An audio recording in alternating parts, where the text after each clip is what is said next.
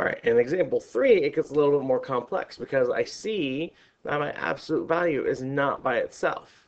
And what I mean by that is this is the part that is the absolute value, 6 minus x, and there's that negative 2 hanging outside. It's not inside, so I have to do some math operations to get rid of it.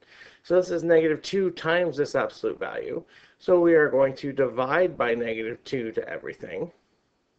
So we get the absolute value of 6 minus x equals 1, and it's a positive 1. Okay, so once I have my absolute value, I got to check. Is it equal to a positive yes? To a positive number? Sure is, so that means I can actually solve it. So I'm going to split it into two separate equations.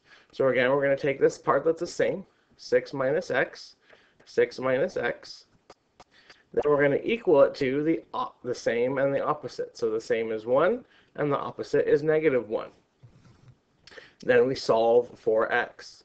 So I'm going to minus 6. I'm going to minus 6. Negative 6, or negative x equals 1 minus 6 is negative 5. Then I'm going to minus 6 here. So I get negative x is equal to negative 7.